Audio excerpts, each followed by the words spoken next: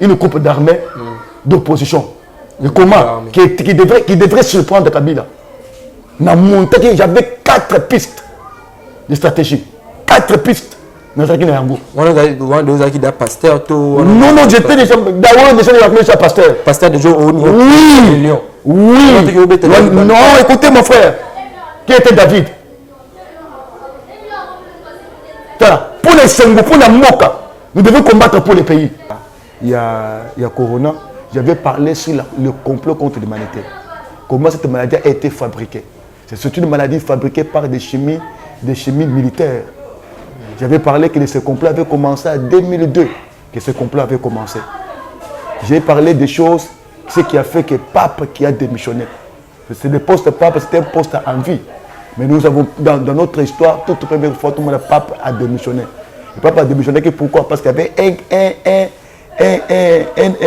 un carnet de charges à la folie signé pour valider des choses qui ont été demandées. Il y a un motif où il y a complot contre l'humanité. J'avais énuméré beaucoup de choses. Oui, Ezaki Nakati. Puis il y a tout le monde, cardinal, le pape Oyayaka a validé. A validé le mariage, Nyama Nyama, Moutuna Nyama, Mwasina Nyama, Mobali Nyama, Mwasina Mwasi, Mobali na Mobali, Blokumoko, donc abomination. Là, il y a Noël Chani et Zamabete. Sur le point, il y a Congolité. Et Zanango Mabete. Pour moi, je peux appuyer cela à 50%. Et puis, aussi à 50%. Pourquoi je dis cela? Je parle de l'importance de cette loi. Et je peux aussi parler de l'inconvénient de cette loi. Aïe, il y a aucune chose à traiter. Nous avons parlé de la Pona, c'est ce qu'il dit. Nous avons parlé de la 4 heures du matin. Pour nous, dans bassin, puisque il y a quelqu'un qui voter. C'est quoi le IDPS? Na salaka bunganga nanga ya Buzambe. Na sima mabele à Congo. Na déclaré la maloba. Et pour que mabele Congo endimaye. Mabele Congo endimaye. Ba Congolais bandimaye. Na ba vérité désirée abima. Moi je suis militaire. J'ai fait des formations militaires. Au temps de Mobutu. Et même ça, que ça pour que nous sommes des formations militaires. Nous avons pour ça, nous avons des formations militaires. Nous avons des Mobutu. Oh, mais je vous dis, j'ai toutes les stratégies. Il y a aussi des coups de temps. Oh, Siko. Donc, il y a et nous connaissons, tant que publié, Malamoko, Féband, j'avais toutes les stratégies. Et ce qu'on dit, 2011, tu dis tout le pouvoir. Non, moi, parce que mon côté, voilà pourquoi cette loi. Non. Non, non, on est pas Moïse attaque Congolais.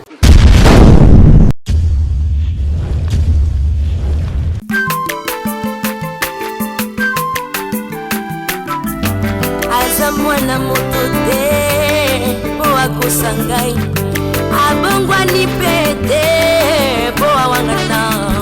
Le Nazarien, le Nazarien, le Nazarien, le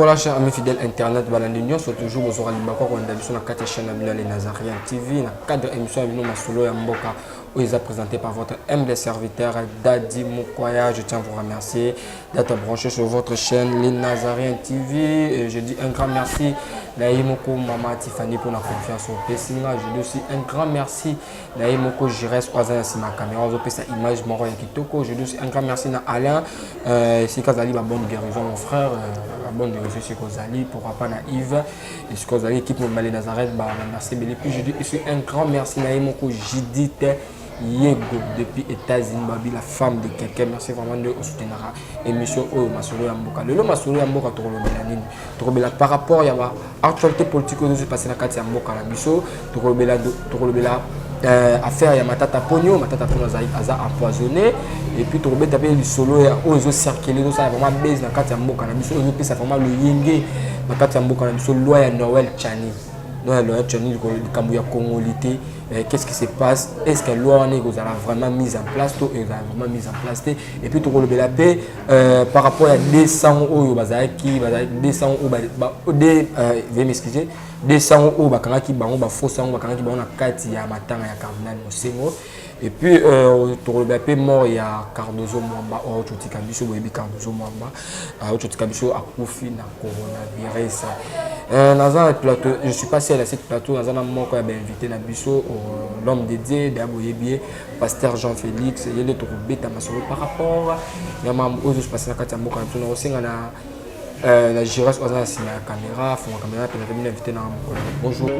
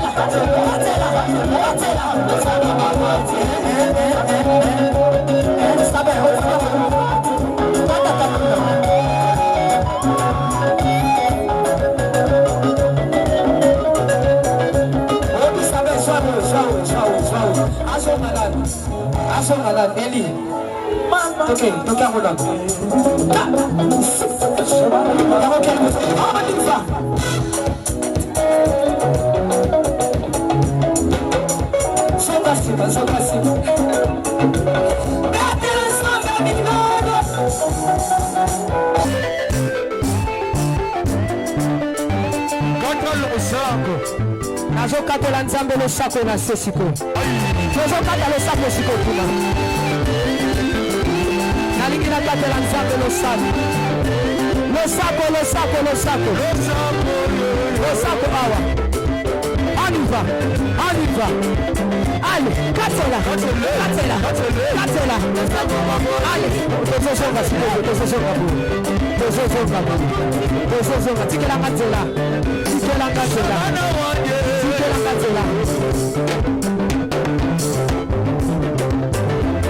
Nazozonga, s'il vous plaît, tikatela. Yoka. Olingi lipal. Olingi kopot. Olingi mosala. Bona nini?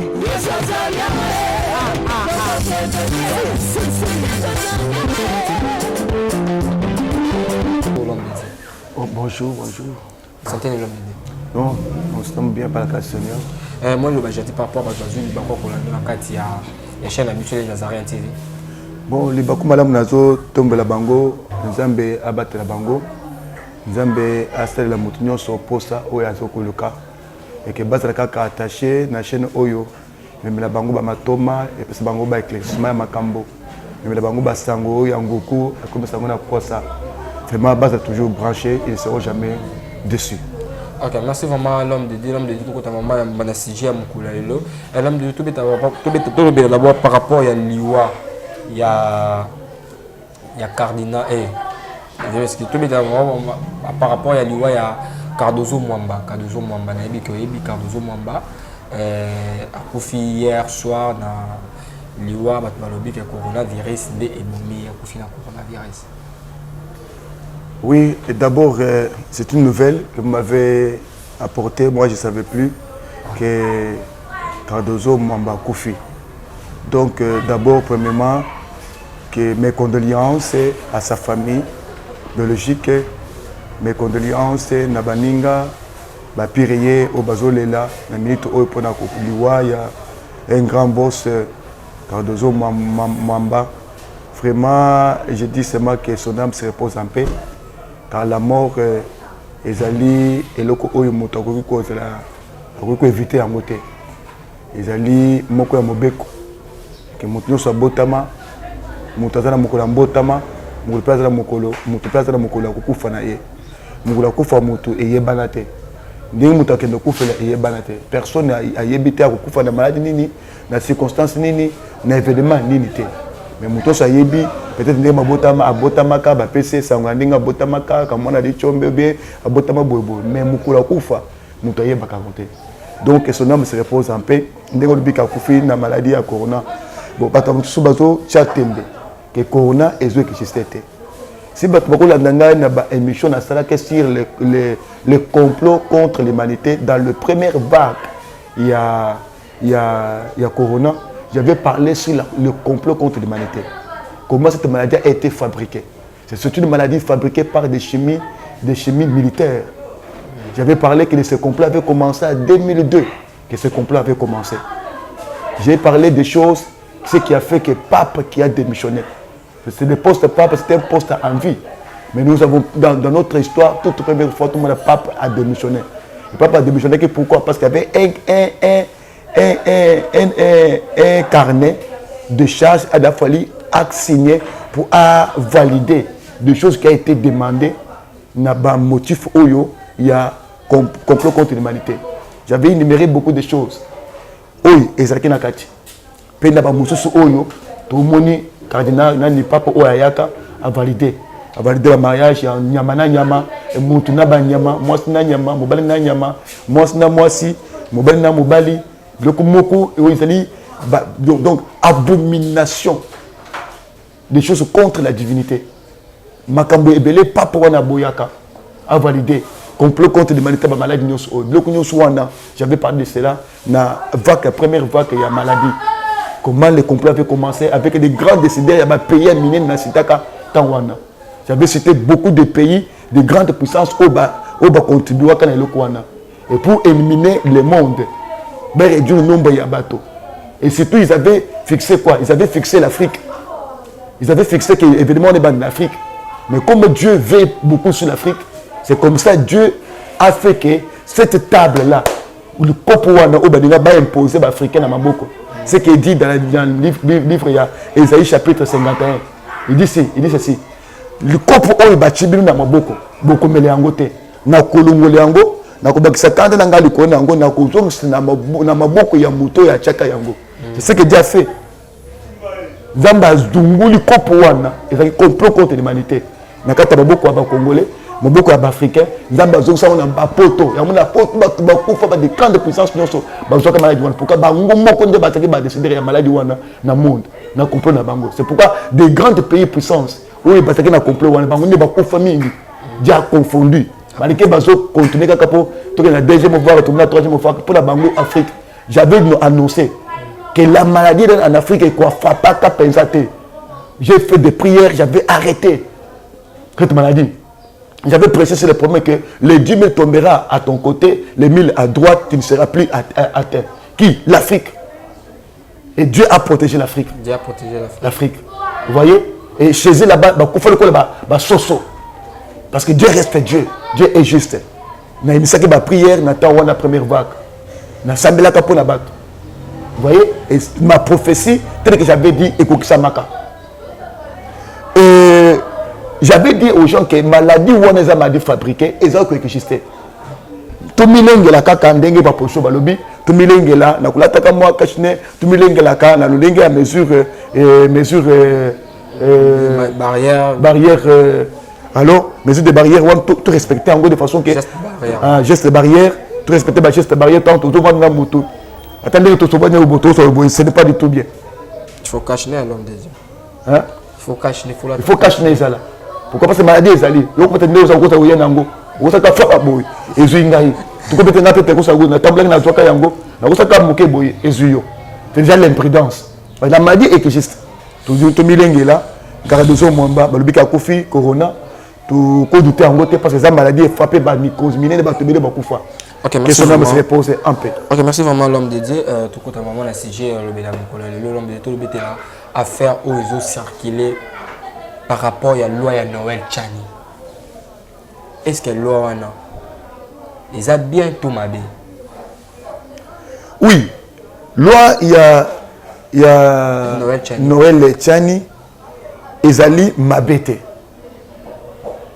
Loi il y a Noël Tchani eza mabete. Si le point il y a congolité eza nango mabete. Pour moi, je peux appuyer cela à 50%. Et puis, aussi à 50%. Pourquoi je dis cela? Je parle de l'importance de cette loi. Et je peux aussi parler de l'inconvénient de cette loi. Pourquoi expliquer les choses? Alors, c'est par là que je peux expliquer le peuple congolais. Au bas de la diaspora, au bas de la Congo, combattants dans la diaspora, combattants même le chef de l'État, notre président de la République, Félix Tshisekedi, moi, je n'ai parmi il y a aucune chose à dire. Je n'ai parmi Pona Tshisekedi. Je n'ai parmi Batoyo, na 4 heures du matin. Pour nous, Seini, puisque il y a quelqu'un qui voter. C'est quoi le IDPS? Na salaka bunganga nanga ya Buzambe, na simba mabele à Congo, na déclaré la maloba. Et pour que mabele Congo endimaye, mabele Congo endimaye, ba congolais bandimaye, na ba vérité désir ne abima, na koma Congo na paramares, na cadre spirituel. Dès na salaka na 2011, c'est que à Longaka. Mais tu sais que les pères sont à Rataka. Pourquoi? Tu es Naza parmi Batubakenda pour proposer des pistes de solutions. Et pas père qui sait que son âme se repose en paix. Je suis dans un combattant de l'autre, un combattant Banda Kumbushmaï. Ton combattant, en 2014, que prophétie n'aurait qui s'est maté. Et là, ça parce que ça l'a en 2014, mais en 2014, on dirait que Libanda, parce que Kabila a gagné l'élection. En 2014? En 2011. Mais c'est quand même les autres bêtes masolo. Na bêtes masolo. Alors, tous les combattants Kala, tous les cicatrices là-bas, il y a torture, il y a Memba. Memba, c'est qu'il y a PBS, reste dans le mouvement. Nous avons vu des mal, il y a un dengue. On entend tout ce qui est bananiba. Père a biso risque de ça pour la nuit. Comment banabino basa bato IDPS. Tawana yo pour le mloko makambo IDPS. Oko fokoto oko tabuboloko. Na kenda côté sa père. Plus de solution.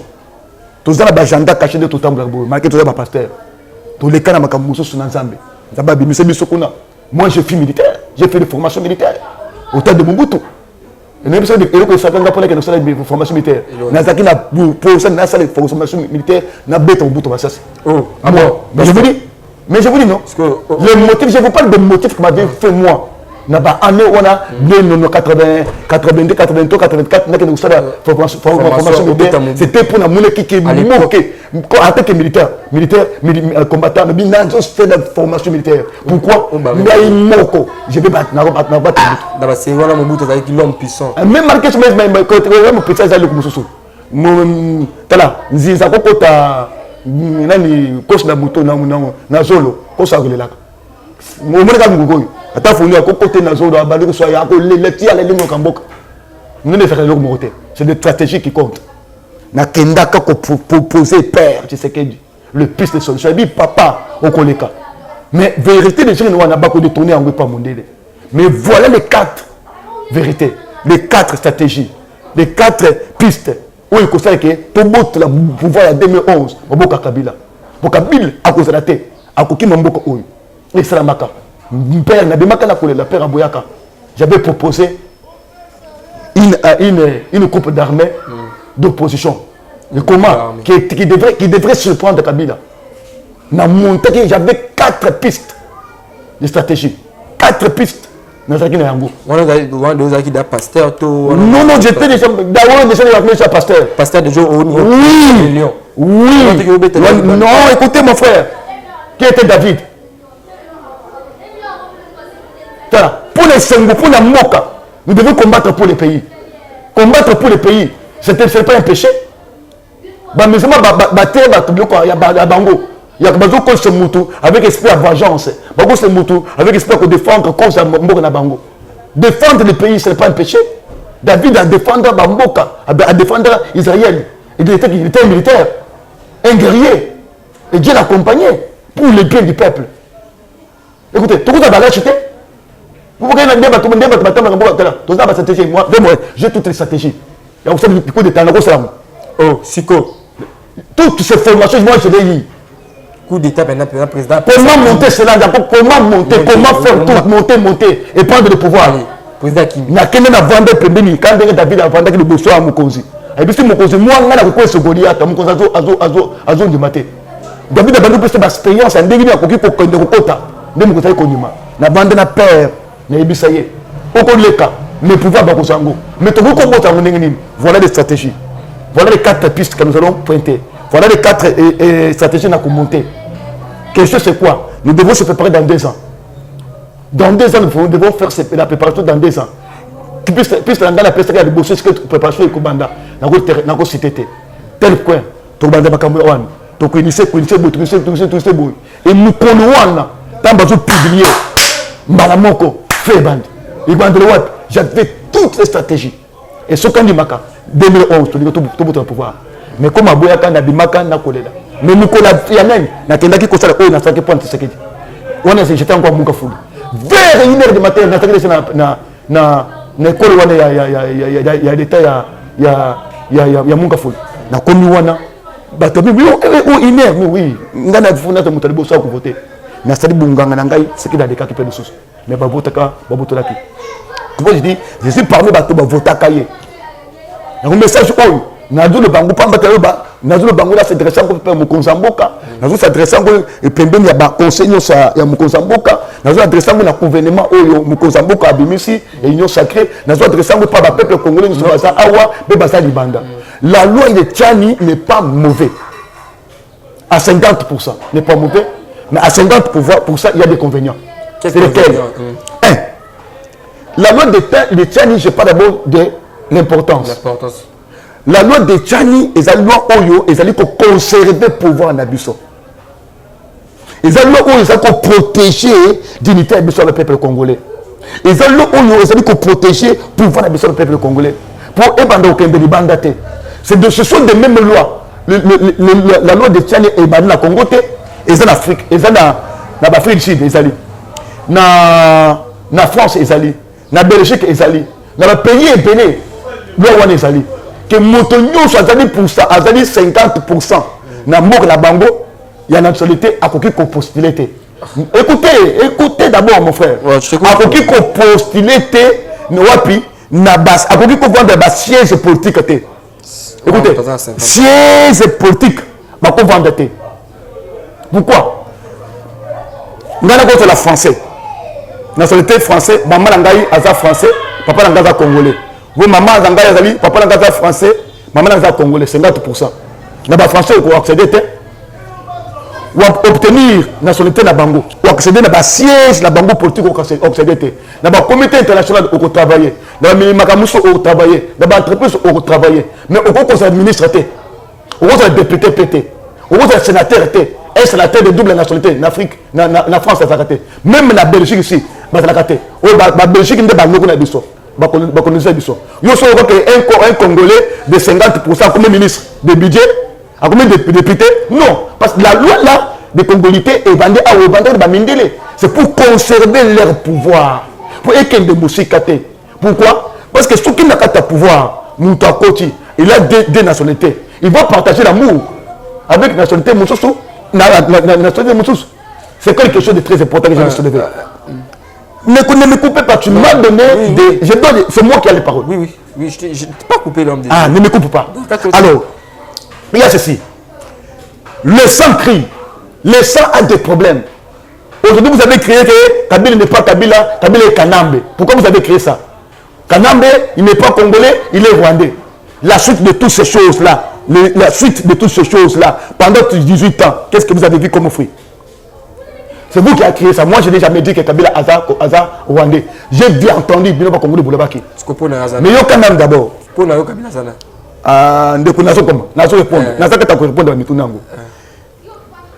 Moïse en Israël. Il a grandi dans la maison de qui? Dans la maison de Mukonzamboka. Avec quel allure? Comme prince. Et il y a Kozongi là, ce que Pharaon a Koufi, il y a des moutons à Zonga. Pour l'anda qu'on a Pharaon à Babota Banabalité. Bana ya baspe ba bota bana bibalite ba boteka ya basi ye pa boteka ya basi alors moi na motanga le côté Moïse a connu ça katanda comme Mokonzi Moïse a été adopté comme vraiment un vrai égyptien et puis il y a des mutations qui la Mokonzi wana mais lorsque Moïse a appris et que vous avez le même sang. Le sang de Juifs a crié. Moïse. Moïse a refusé d'être appelé qui? Appelé égyptien. Il a refusé d'être appelé prince. Andimi pour apporter la bande de Gounaye. Puis Andimi ou Kende comme Moumou. Ou comme la carte passe pour la vie à bande de Gounaye. Le sang crie. Quand on est congolais, le sang crie. Quand on est rwandais, le sang crie. Quand on est français, le sang crie. C'est un problème de sang. Le pouvoir est dans le sang. Le pouvoir congolais, c'est pas le pouvoir congolais, c'est pas le pouvoir Yamakila, il y a pas congolais.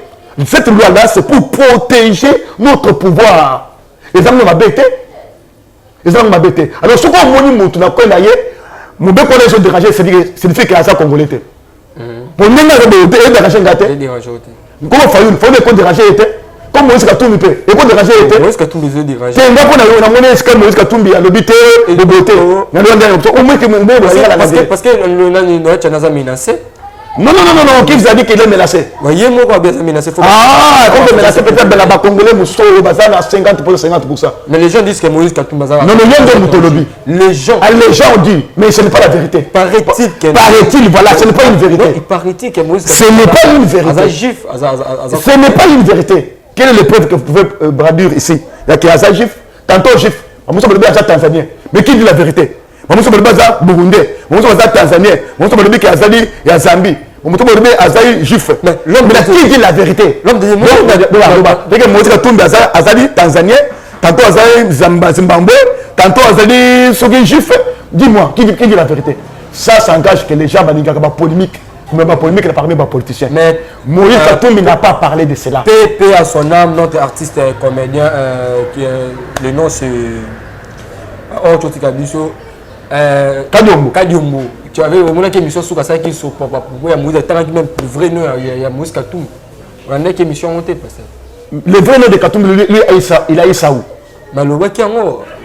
Et quelle est preuve pour appeler ça? Que c'est la photo,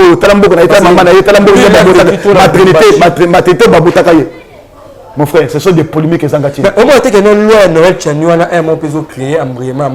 exemple, nous avons joué à 50 Congolais, 50 Nini, mais à servir Mboka. Par exemple, on a investi à 50 Congolais, 50 Moussoussou, mais Azo investi. Ça veut dire que non, si on peut 50 d'investir, on va y aller, voilà, je dois arriver, je vais répondre cela. Je dois répondre, mais parce que je dois continuer avec vous. Je vais couper les mots. Où on est à fêter, où on est à fêter, mais à répondre yango. L'essentiel, c'est des choses qui t'ont soulevé ici. Donc, la loi de Tsani, c'est une loi qui protège d'abord notre gouvernement, qui protège notre pouvoir.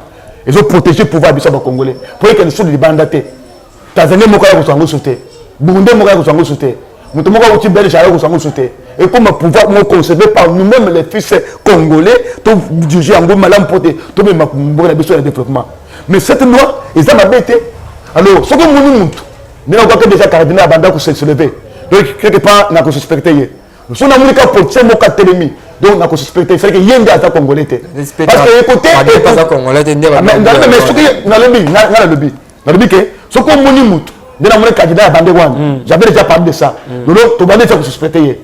Parce que c'est une loi qui conserve notre pouvoir. Ils ont protégé le pouvoir de développement. Ils ont abêté. Si vous protéger mon cas bandit qu'on s'est jeté pour Moïse Katumbi, dans la gâteau, c'est mon tour de faire des émissions, presque mon boyer contre le roi. C'est-à-dire qu'en tant que Congolais, de 100% de son père et de sa mère, son âme, son esprit et sa conscience est dans la paix. Moïse de mémoire, Moïse Fayoul de mémoire, même qui les autres sont de mémoire. Donc, Bango, ça pas Congolais.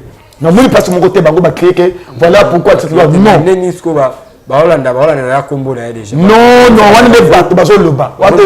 pas Moïse attaque Congolais. Non, il y a pas qui dit là, mais ça. Ah, Atania ou Kondoko. Na mona yo. Na chayo na mwamba. La minute on a 4 à Bena Katika Tasaga Foufou. Oui, alors est-ce que tu bonjour? Boni. Et l'autre côté, et puis qu'il y a mon bureau en travail tes micros. Donc, dès que tu as un galère à niveau 0. Tout ça là, boy. Moi, il y a un bon vraiment mingité. Mais dans autres labino, moi, je suis dans l'agence Moroboy Nazareta. Sarita qui dit sérieux. Oh, Maman, comment on est bon donc yo pe ça au fouti mbongo pour partir à poto biso to ya to jibilo. Na bengi ya Scotty. Agence moi ifongami comme on Nazareth. Na kufie. Agence lisusu. Ndeke sansu mulongo kuna. Pour cela susu. Kuna eza mamba mulongo te. Ye si afuti mbongo kuna partir à poto biso tozo ke ko récupérer biloko oli. Ah tika boyeko. Yiso mona makamba bongo na monte. Bat papesi mbongo kuna biloko ke récupérer biloko oli na agence. Ezalaka. Mais yango ibandi. Maman. Leki nanga yebisi ngai mena ndimite. Na lingi na mona ki mona beso. Poli kamba boye. Na monde na ne salamate. Maman yebisa ngai. Bapesi mbongo kuna biso to récupérer biloko kolia awa. Ya solo boutique Nazareta ezali boutique où ezali à distribution ya produits alimentaires. Ah! Tosali poto sunga bandeko oyo même ba oyo baza na peu de ressources comme la poété bandeko on baza à niveau à Kinshasa même avec un petit rien. Donc à partir à $10, $15. Donc si vous avez un bon côté, nous devons nous apporter au sungayo à ozuga biloko kolia. Eh maman Nazareth nzamba pambola ya bakise mikole belé awa na sena mokili. Et bongo awa tozawa poto yeba adresse awa. La boutique Nazareth a été ici à Kubungate, toza sur avenue Monkoto numéro 1, direction Elengesa. Face à face na église catholique Saint-Vincent. Ah, direction Elengesa, Monkoto numéro 1, à face de l'église catholique Ah, c'est ça, l'école. Bon numéro de téléphone, vous avez monté déjà, vous avez on a 3 numéros pour Paris, vous avez un numéro pour la Suisse, vous avez un numéro pour la Suède. Ah non, non, non, non, non, non. Nazareth, vous avez la Congo Sili. Julia, vous avez Kangisa qui a foufou. Eh, ya modé, you ben dit qu'on a foufou. Oui, pour la Nazareth, tu as un système en bimbi, dans Bongo Shingom. Bon, ok. Vous allez sérieux. Ça, c'est du sérieux. De père et de mère, à travers Katamboko Oyo. Écoutez mon frère, ma soeur, mon frère. C'est-à-dire que, tout ce qui est polémique, il y a des services sociaux, il y a des makambo et sa réalité. Il y a des services sociaux, des services des médias sociaux, pour moi, c'est un lukuta. Nous avons fabriqué à Béti, pour Bayokaye. Mais alors, on a cambo lukuta. Tu connais Bissoyo. L'homme qui a congolité et l'homme qui est protégé pour voir Bisso. Il faut que Moïse Katumbi dise que bateau c'est pour badima. Pour barno sur bazon dima. Pour ça qu'on a protégé nani pour voir Bisso. Et ça on va bêter pour Moïse Katumbi, ça congolais de père de mère, mbemba de même bateau soit na basali. Pourquoi tu sais que yakenda ko tanka ba maboko. So ba ba congolais. Pourquoi tu sais que yakenda ka ba sur maboko parce que Moïse va congolais, même va congolais, boya tout sauver cadeau pour voir Bisso, tout donner to ko tamboka. C'est ça non? Alors ce qui tient à Bimiso loi wana ils ont voté, c'est une loi qui est sur le point, il y a traitement, parce que traitement par le Parlement. Quand on traite dès qu'il y a Sénat, n'est pas le chef de l'État, c'est une loi proposée. Ils ont une loi qui continue à vitalité. Comment votre groupe, comment est dossier, nous avons beaucoup à traiter dans ce Congo. Nous allons les alliés, c'est la baptisée PNT, nous avons fait dans Zala. La province de la pète à ténèbres, via baptisé au Bongate. L'eau la tienne et comme c'est l'histoire de comment répéter. Vous voyez, pourquoi votre vie, comme chaque attention est béné sur l'Owana. Ils ont m'abêté, ils ont voté, c'est pour protéger notre pouvoir. Ils ont m'abêté. Mais l'inconvénient, c'est quoi si c'est voix. L'inconvénient, c'est ça risque de nous amener la cœur tribal. Oh, tu sais que Diaboyaka. Tant qu'on soit au pouvoir, tu as tribalisme et bandundu presque partout. Tu sais qu'il y a tellement qui m'acasse. Pour les Kambake, tout ça qui s'est congolais et si comme moko na vision moko, to tambula pour moka et tambula. Mais là on a tant zoya. On dit que mais besoin na baker tribal. Pour baza kuna la machine non Moïse attend que na biso. Comment va les écarter? Oh mon so baza côté ya Équateur. On a biso, tu es pas capable de la biso, tu dois oyo pour pas me laisser entre la faux congolais pour Abima. Tu vois comment ça va créer la cœur tribale. Et le cœur tribal, ça ne va pas profiter, ça va profiter à la destruction. Il y a moins comme une destruction. Et même bancaire, on est déformé que ça été. Bah investisseur, bah quoi investir dans le pourquoi? Parce que bah comment bitumba, comment bitumba. Des grands leaders dans la province, bah armé dans bango contre Maninga. Ça va nous ramener dans la guerre tribale et quand c'est ballonné comme un la guerre beaucoup de civils dans la population. C'est ça que nous peut créer même chose. Il faut mener balancer.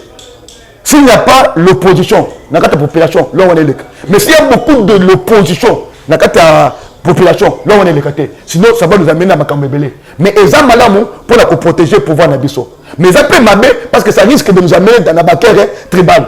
Quel tribal et qu'on a quel moko au muto à qu'on c'est mangoté. Au moment où on est est, ils ont baquer moko au tribu tel. Bah c'est des couple la bango armé, bah vendre basam. Vous voyez? Est pendant combien d'années va souffrir. Et maintenant si combien dans la province Nyonso, il n'y aura pas de Congo. On ne parlera plus de Congo. Raisonnons ensemble le peuple congolais, la diaspora, même Awa va combattre le Kolangaï, même le chef de l'État, n'a pas tournaillé, baza pembe pembeni, va juger le bon et le mal. N'a pas talon ou. Et ça malin pour la protéger bon mort nabiso, pour voir nabiso. Mais ça peut m'avoir pas risqué et même ma tribalisme, oh biso mon gars on a combattu la émission. Pour la unir le peuple congolais, d'après nous tous à la assemblée autour du chef de l'État, tout autour du chef de l'État, tu sais la damour na mboka, muzitu damour na mboka na le bela yo nous a témoin. Na le bela makambo ni mingi na ba chaîne. Il y a unir pour opposition avec le gouvernement, unir le peuple congolais de la mukana, unir parce que tout a des directions moko. Tout ça c'est mamoko zamboka, tout développer mboka na biso. Tribalisme est ici là. Mais lorsque l'eau risque de nous faire retourner encore pas en arrière, tout ça sur le macambo, tout combat, tout le monde est katango,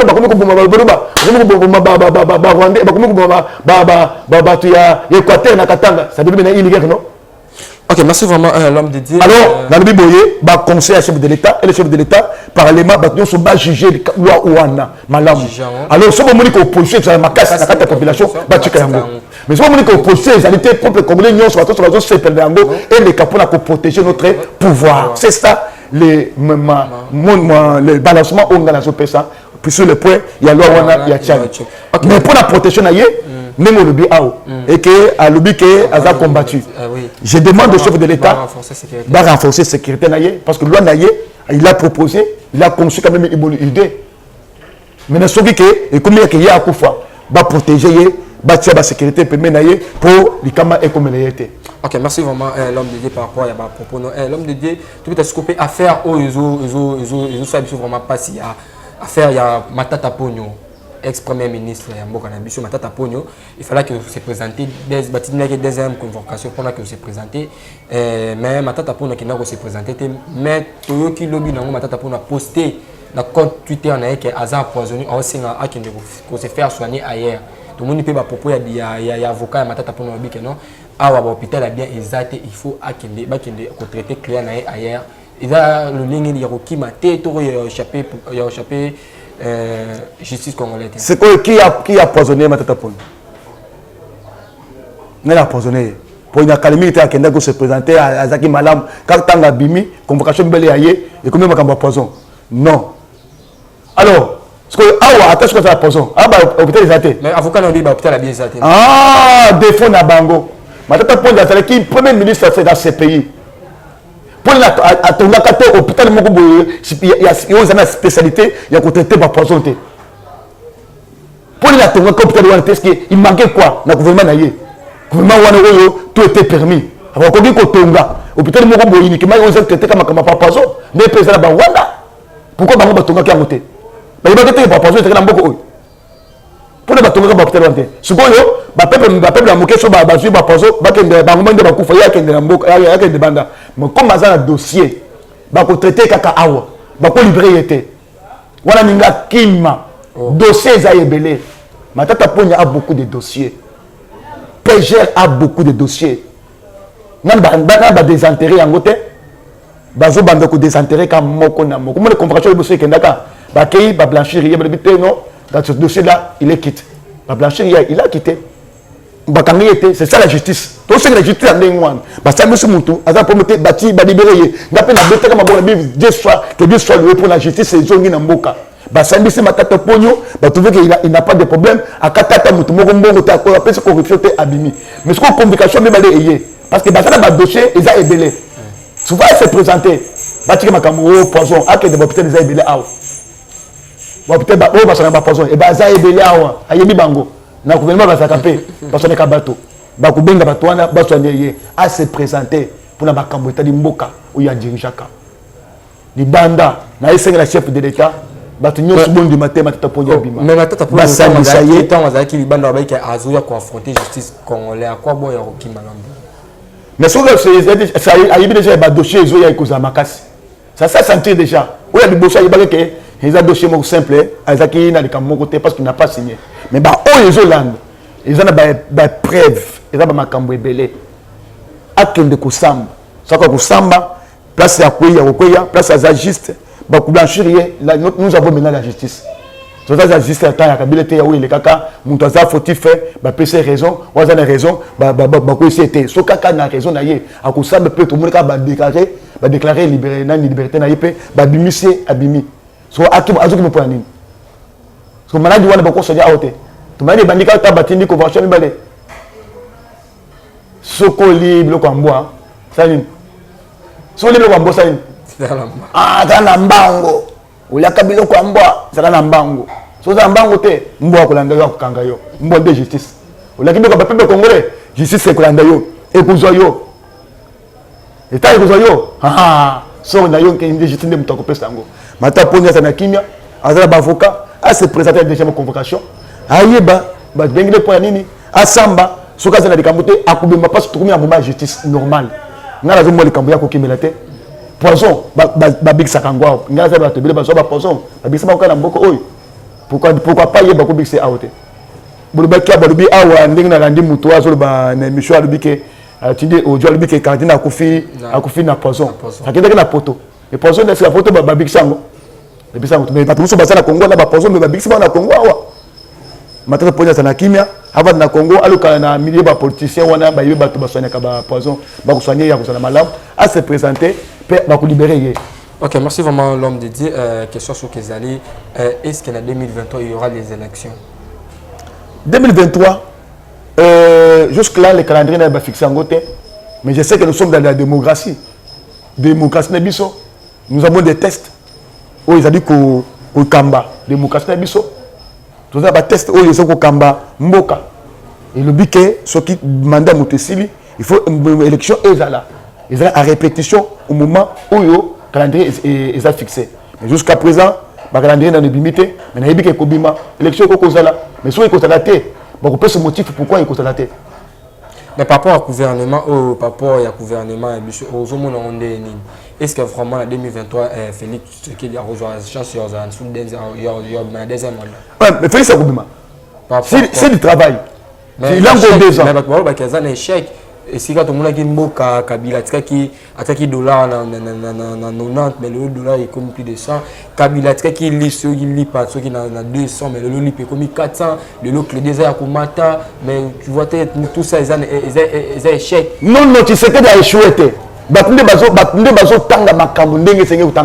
gens lisent mal, tu sais que tu as échoué. Tu sais que tu as trouvé un mot qu'on a kata liboulou. Il y a des kilomètres, il a fait l'effort, il a fait l'effort. Tu sais que tu as un bateau magique pour mettre un moko, aller makambo de même jour. Non, ça demande des procédures, des stratégies. Pour mettre un moko dans liboulou. Et tu sais que du banda à bandi, moi je vous dis, tu sais que du banda à banda, non a échoué. Tu sais que tu as échoué la tête de mon côté. Laisse-moi vous dire, il n'a pas échoué. Parce que tu sais que tu as pouvoir triquer, pouvoir piéger. C'est pouvoir triquer et piéger. Entre-temps, le pays n'a qu'à t'aller boulot. Il a fallu avoir à déboulonner tout le système. C'était un grand travail. Ça demandait de l'énergie à solide, à se concentrer, à boycotter, pour pouvoir il y a FCC comme des bandes, comme une union sacrée, ce n'est pas mieux à faire. Et deux, à ce moment-là, de malembe. C'est ce qu'il y a dans le moté, Congolais, dans le moté manaye. Aïe, ma Cameroun, tout le monde a monté manaye. Mais il n'y a pas de bateau magique pour assurer au même moment. Mais à ce moment-là, stratégie a monté petit à petit. Avant que le mandat d'ailleurs est là, le peuple congolais a collé à Foufou. Le peuple congolais peut se retrouver. Et ce qui a stadi yango, 2023 à Koleka de Soussou. Parce que moi, je ne vois pas l'échec et pas Tshisekedi. Non, on a échoué. Mais après, on a échoué. Mais où est-ce que Tshisekedi a pris le pouvoir? A eu le pouvoir dans le Liboulou. Mais quand tu as dit, 18 ans, Kabila a laissé le pays où? Pays 4, donc détruit totalement. Kabila lui-même avait crié, il avait pleuré l'émotion, comprenez mon émotion. Je manque même 15 personnes pour animer Vision Nanga. Pendant qu'il était entouré de milliers de professeurs, de licenciés. Il avait crié. Pourquoi? Parce que Vision Nanga, en monnaie autour de vous savez, Kabila était bon. Kabila était aussi bon. Kabila était aussi bon. Il avait de bonnes ambitions et de bonnes visions pour les Congolais. Mais il y a des bébés sans vision, il y a des pays dans les boulous, nous avons prié très bien. Et tant que tu serais d'ailleurs, à côté du pays, il faut bénéficier de malembe. Jusqu'à ce que n'a jamais échoué. Nous souhaitons encore, nous avons fait Makasi, nous avons songaye, nous avons boigné Zanango, tu as dit qu'un jour, tu as colia, tu as battu à mettre de la moto, tu as battu de la kate, tu as battu à mettre de la moto, tu as battu de la kate. Non, ça demande le temps. Pour que nous soyons en moto, maillé sur moto, et bande kotoka, et qu'on soit temps pour aider la bateau. On a ma madeuse na bagite, malamoko c'est la zongo, malamoko fait aider. Non, ça c'est la magie. Donc, c'est ce qu'il dit à côté, madeuse sur la kata zongo, il faut attendre moto, et soit temps, et bien là, pour battre ce que tu as madeuse sur la là. Ok, vraiment, l'homme de Dieu, vraiment, nous sommes arrivés vraiment à la fin de notre émission. Le Bassou Keko Zani, on peut s'appeler numéro de contact, le Bassou Keko Zani par rapport à Mamos, on peut s'appeler numéro de contact, nous sommes au bazar pour se contacter au bonjour. Donc, le numéro de contact est 090 59 28 090 59 28 133 090 59 28 133 Vodacom 081 87 51 754 081 87 51 754. Concernant les peuple congolais, soyons unis. Moko ezaka unité et tamblaka malamute. N'as-tu que les politiciens bossent la unis. J'avais parlé ma Kambuya Cash, FCC Cash. C'était une bonne vision, une bonne plateforme. Mais échoué pourquoi? Parce que il a une comprendre jeu d'équipe T. Comprendre comment ils peuvent jouer dans l'équipe T. Parce que l'équipe moko divisée. Et comme les équipes moko divisée, tout ce qui wap, il est pensé d'accord. Peuple congolais, tout ça la uni, na vision pour Yamboka, tout ça la uni, na vision chef de l'État, tout ça la uni, na vision où il y a gouvernement, où il y a Uchi Kobima, tout tambo le longo, tout souhaité Bolamu, tout sambela, pour Tenzamba Songa. Le soumis dans Zambé, de Makambo et Kotambo. Les Kotambo étaient na Kufinga, Mkonzamboka, Kotambo Kofinga, ma policier, non était. Moi, je suis un bandit qui moi, je suis un bandit qui ah, fini que c'est quelqu'un qui m'a beaucoup. Je suis un bandit qui fait le faouda. Ah, fini que c'est un vrai politicien. Être vrai politicien, il faut finga, au critiquer, ou en disant qu'ils ont politique sale. Soyons unis autour de bonnes choses. Mais ce que le combat est allé pour créer pour le combat est bon et comme malam. Mais soyons unis autour de bonnes choses pour la développement en boka na biso. Tout le monde va partir pris na la muta école tunga kaboka te. Mais si nous sommes unis, na école moko esprit moko, maman moko dans l'esprit de Kimbango, il y a héros Kimbango, il y a Kimbango, héros prophète Kimbango, tu continues à esprit moko, il y a héros nani Lumumba, tu continues à esprit ya héros na biso Moussé Kabila, tu continues à esprit, il y a ini la vision, il y a héros na biso et c'est ce qu'il dit, tu joues ba élément ou tu sangani. Ok, merci vraiment l'homme de Dieu. Nous sommes arrivés à la fin de notre émission. C'était votre M des serviteurs Dadi Mouskouaya. Vous a toujours branché, connecté dans 4 chaînes Avenue Les Nazariens TV. Je dis un grand merci à l'équipe de Les Nazariens. Je dis un grand merci à Naïmoko Judith depuis les États-Unis. Merci vraiment pour notre soutien au soutenir l'émission Oh la femme de quelqu'un. Je dis aussi un grand merci à Naïmoko Maman Tiffany pour notre confiance au président. On se retrouve à la prochaine. Bye bye. Non, il y a qui dit là, mesa. Ah! Atanya ukondoko namona yo nachayo na mwamba na minito na kata pena katikata saki ya fufu. Oui, alors est-ce que tu bonjour Boni et l'autre côté et puis qu'il y a mon bureau à travailler tes micros donc dès que ça on a eu galère na niveau 0 tout ça la boy moi naza na mbongo vraiment mingi te mais nazo tchela bino moi mukio naza nango na agence moko boye Nazareta. Caritas qui dit sérieux. Oh. Maman, comment est bon donc yo pesa au fouti mbongo kuna partir à poto biso to ya to jibiloko. Na bengi ya Scotty. Agence moi ifongami comme na Nazareth. Na kufie. Agence lisusu. Ndeke sansu mulongo kuna. Pona zela susu. Kuna eza mamba mulongo te. Ye si afuti mbongo kuna partir à poto biso tozoke ko récupérer biloko oli. Atika boyeko. Yiso mona makamba bongo na monte. Bat papesi mbongo kuna biloko ko récupérer biloko oli na agence. Ezalaka. Mais yango ibandi. Maman.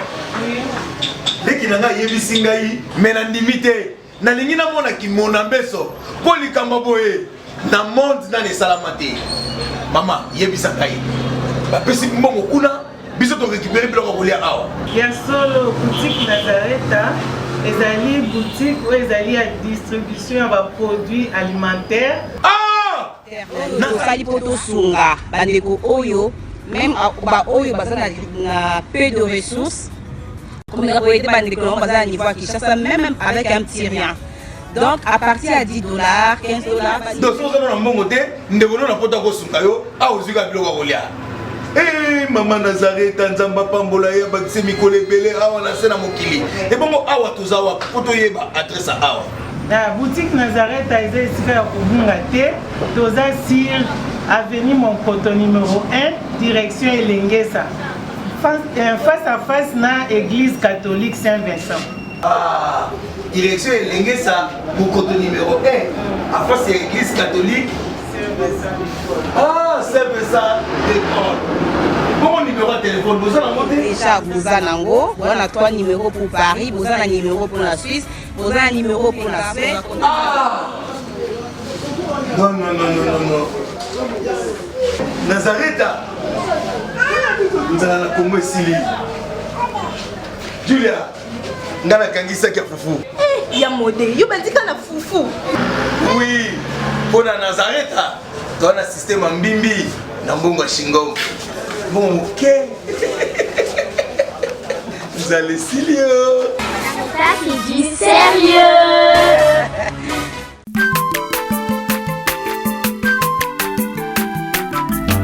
Aza mwana moto te po akosa ngai abongwani pete po awangana nzambe ya le nazarien le nazarien le nazarien le nazarien ebana kitoko koma mokondima atako bapakolaki mafuta na mosakolima lelo yayo bolingo ebateli le Nazareth lipamboli oyo emonanaka te mpeni mama kante elobi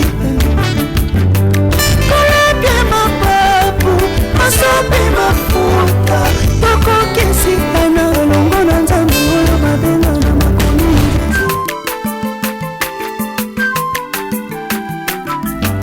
aza mwana moto te po akosa ngai abongwani pete